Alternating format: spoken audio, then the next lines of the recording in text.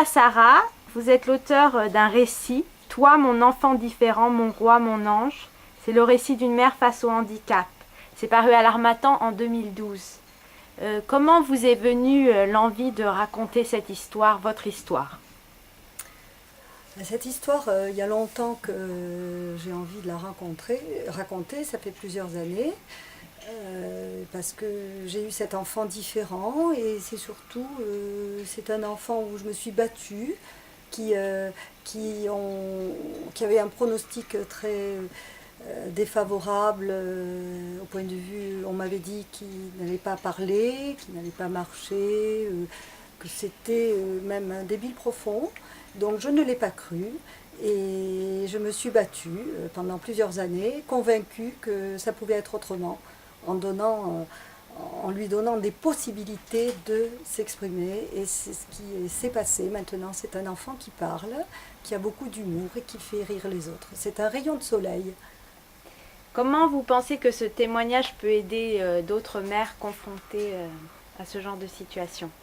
Je pense que justement, j'ai fait ce témoignage exprès pour d'autres parents qui se retrouveraient comme moi, jeunes, à 26 ans, avec un enfant handicapé, et auquel on annonce une situation comme ça, un avenir défavorable. Il ne faut jamais baisser les bras et essayer de porter un maximum à cet enfant pour qu'il puisse se développer et dans la mesure du possible, quoi, et lui donner toutes ses chances.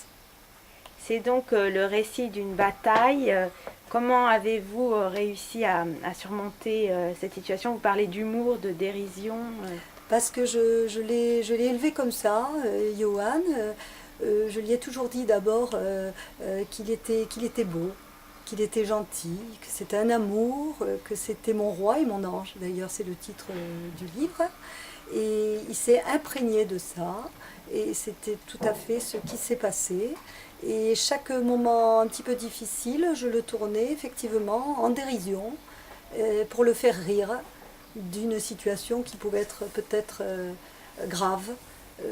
J'essayais de lui montrer autrement, par des jeux, par de la musique et par des paroles qui le faisaient rire. Comment s'est passée l'écriture du livre? Sur quelle durée? Est-ce que lui, il y a participé? Alors, il n'a pas pu participer. Il a participé dans le sens où moi j'ai raconté un petit peu comment il était venu à la parole. Et surtout, j'ai mis dans le livre, je l'ai fait parler, puisque c'est un enfant qui ne devait pas parler. Donc j'ai mis toutes ces petites phrases qu'il peut dire à bon escient, au bon moment, et j'ai raconté certaines situations qui sont d'ailleurs assez amusantes, avec ses réflexions. Et j'ai mis 1 an et demi pour écrire ce livre, mais pour moi ça a été quand même très facile parce que j'avais tout en moi depuis des années. Donc je n'ai fait que raconter depuis que je l'ai porté dans mon ventre. Justement, c'est divisé en chapitres. Il y a toutes les étapes. 6 mois, l'école maternelle, la première opération. Comment se passe l'évolution? Oui, j'ai voulu diviser en chapitres parce que je trouve que j'ai voulu axer sur des moments les plus importants, ceux qui m'ont marqué le plus, soit dans la révolte évidemment, hein, surtout au début. Il y a beaucoup de hauts et de bas, et j'ai voulu marquer vraiment les moments importants.